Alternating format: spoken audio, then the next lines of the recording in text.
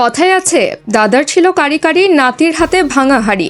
কথাটা একেবারে পুঙ্খানুপুঙ্খভাবে প্রমাণ করেছে ব্রাজিল দল। পেলে, রোনালদোর রেখে যাওয়া ঐতিহ্য বেঁচে চলছে ব্রাজিল দল। সবশেষ বিশ্বকাপ জয়ের 2 যুগ পার হতে চলল, তবুও নতুন বিশ্বকাপ জয়ের কোনো আশা নেই। এমনকি সিনিয়র দল ব্যর্থ হওয়ার পর জুনিয়রদের দিকে যে আশার নজর ছিল, সেটিও বোধহয় কদিন পর সরিয়ে ফেলতে হবে ব্রাজিল ভক্তদের। কেননা তাদের চোখে মুখে অসীম সাফল্যের ক্ষুধা নেই, আছে কেবল তৃপ্তির ঢেকুর তোলার আপ্রাণ চেষ্টা।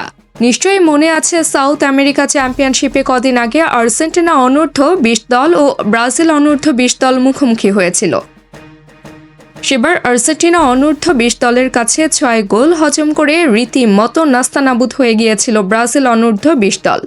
লজ্জাজনক হারের পর ব্রাজিল ঘুরে দাঁড়াবে, প্রতিশোধ নেবে, এমনটা যারা ভেবে বসেছিলেন তাদের জন্য এক বিশাল সমবেদনা জানিয়েছে নেইমার, ভিনিসিয়াসদের আসন্ন উত্তরসূরিরা। যেখানে প্রতিশোধ নিতে পারত যুবারা, সেখানে 1 গোল করে উল্লাসে ফেটে পড়েছে ব্রাজিলের যুবদল। প্রতিশোধের নেশায় বুঁদ হয়ে থাকতে পারতেন যারা, ড্র করা ম্যাচে উল্লাস আর উদযাপনে ফেটে পড়লেন তারা।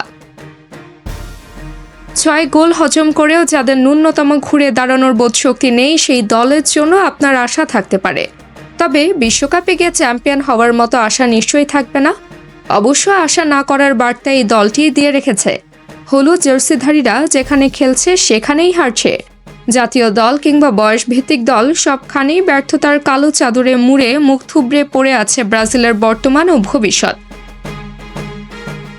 ব্রাজিলের মতো এত বড় নামি দামি দল কালে কালে এভাবে বিলীন হবার পথে হাঁটবে, তা হয়তো অনেকেই কল্পনা করেনি।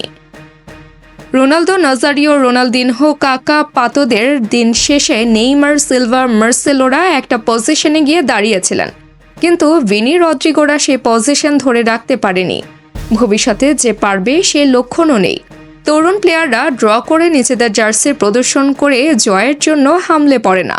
অদৃশ্য বাধা তাদের আটকে রাখে। এই রাখার পেছনে তাদের মানসিকতা দায়ী। 5 বারের বিশ্ব চ্যাম্পিয়ন হওয়ার পরেও তারা নিজেদের অতীত ভুলে যাচ্ছে। এই ভুলে যাওয়ার রোগটাই হয়তো ভবিষ্যৎ নষ্ট করতে পারে ব্রাজিলের। তাবাসসুম হক, আনিকা, টিম স্পোর্টস।